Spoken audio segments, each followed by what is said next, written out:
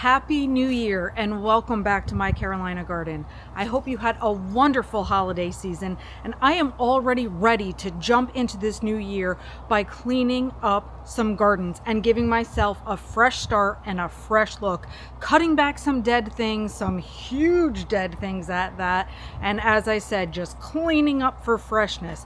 And the reason I get to do this actual garden work instead of starting our year off with some greenhouse chats all nice and cozied up inside is because we're blessed with this little period of mild weather. So we're going to jump into some action to get this year going right, and we'll do the greenhouse chats when we're having days of inclement weather. Hi you guys, this is Nicole from My Carolina Garden. My garden is located in growing zone 8B and we are in southeastern North Carolina. Now we are using some power tools today, my friends. One of my favorite tools, I've talked about it a lot because it is my battery powered clippers. Talk about saving stress on your hands with all the clipping that we have to do when we have dead things. Now behind me here, I have a lantana, I have some Mexican bush sage. Both of those things are going to be clipped with this. Let me show you what else I have. You know about my beloved banana trees that provide such a gorgeous tropical look to this area here. We are poolside and greenhouse side. And for this job to cut down the banana trees, and I will walk you through it step by step to show you how to do it properly, I'm using a reciprocating saw for this job. So it's quick, it's simple, and there's just a few things that we need to know about it. Let me show you what else I have to do today. The next thing I want to tackle, or at least start today, is along my blue boardwalk. Clearly, I have all these cannas. Canna lilies everywhere, so many, and they just fall over completely and become extremely messy. So I would love to dive into cutting at least some of these back because they go, well, kind of a long ways back here.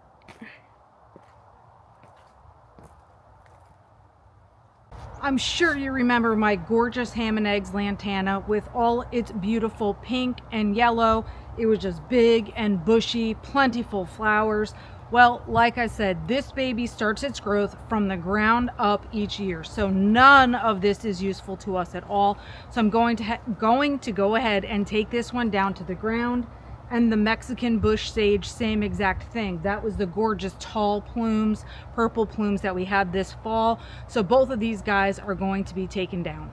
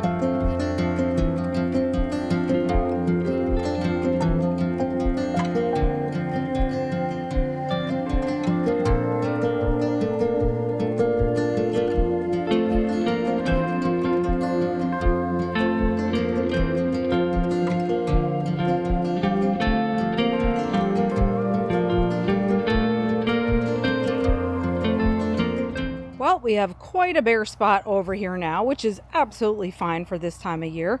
So our lantana was here, our sage was back here.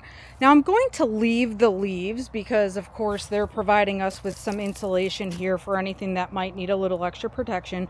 However, I do see some things like these weeds popping up in quite a few places, and these ones get out of control for me. So I'm gonna pop in here and get some of these weeds gone in front of the rock as well and do a little extra cleanup.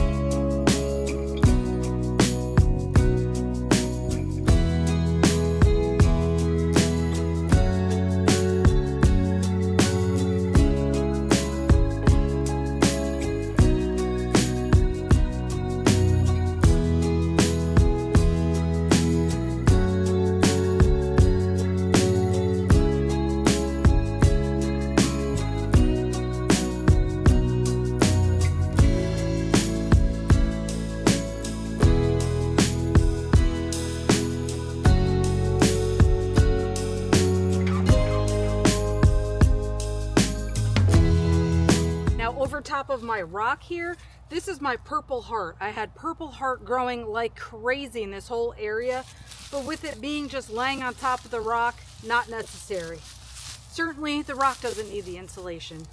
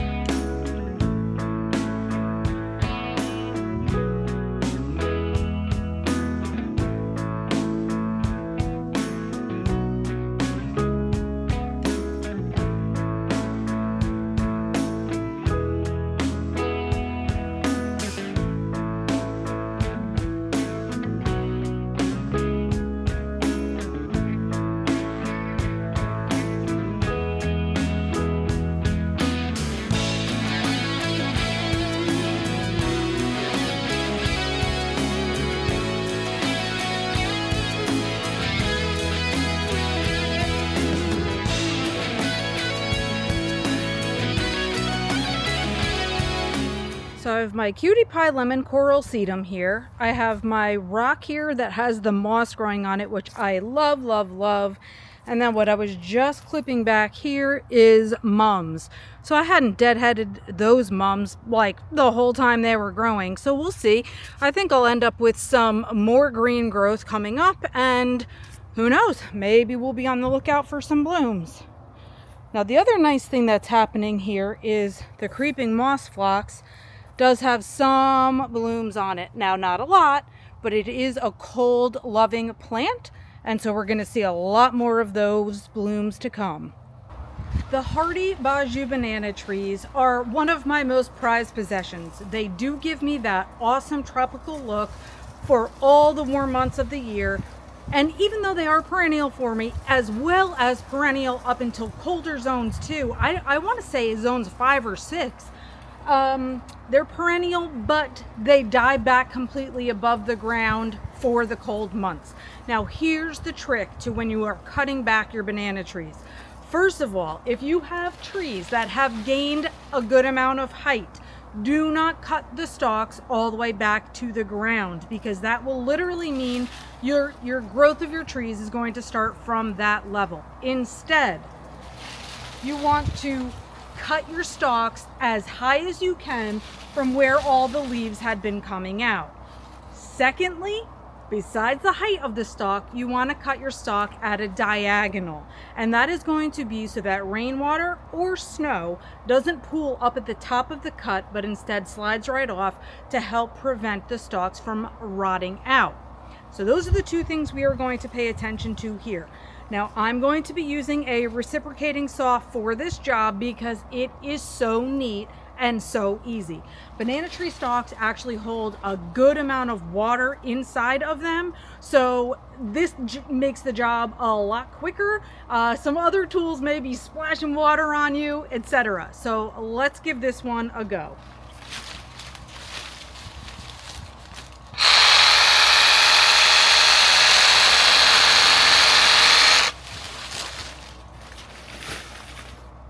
And then as you can see here, this is where the new growth will emerge from in the spring, or when the weather is warm enough for them, and the new leaves should start shooting out from this level instead of all the way down at the ground. So I'm going to go ahead and clean up the rest of these trees.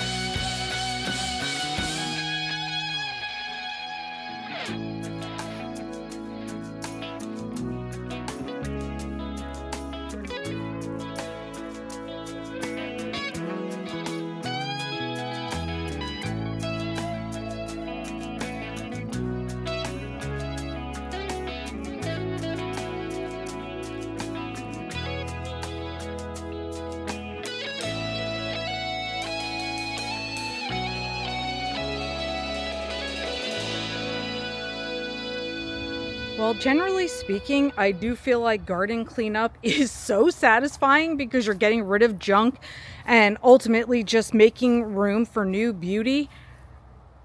Cutting down the banana trees feels very different. It actually feels very sad. Even though the growth was completely dead, it didn't look beautiful, it was still something. I felt like maybe it was just the shade, maybe it was the way that the even brown leaves blew in the wind. I don't know. Little bit sad. But we're just going to peek in here real quick and we can see all the things that have just endured cold nights but staying cozy inside the greenhouse. And now let's move on to our next area to clean up.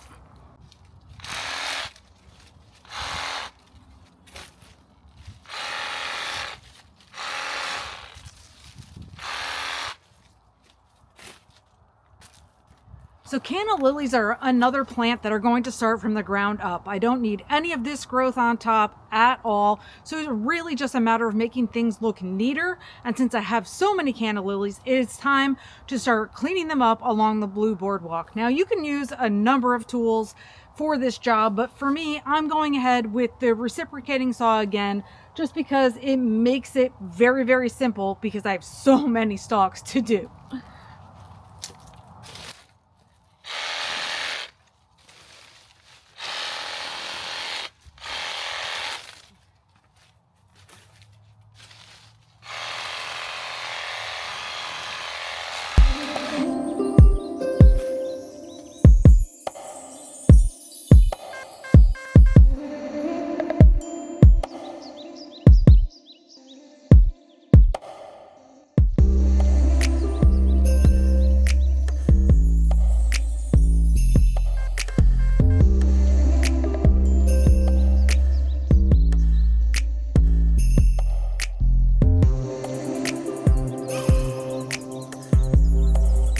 By the way, the blades we're using for a job like this are not very jagged because we don't want to tear the plant apart. We want to be able to cut right through it. Let's move on down.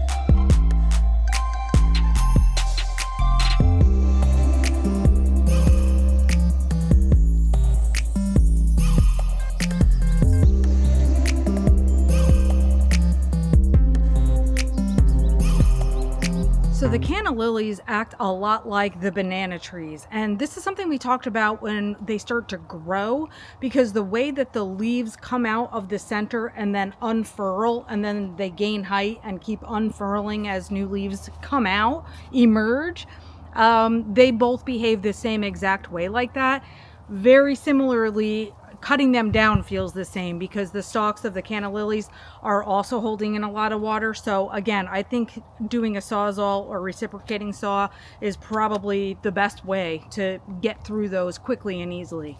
Anyway, it feels awesome to actually be outside when it's winter and actually be doing things in the garden. So I hope you enjoyed it. Thanks for being with me today. And obviously a lot more to come because my energy has been renewed as the new year has begun, and now I'm just ready to be all about gardening. Thanks again, and until next time, you guys, happy planting.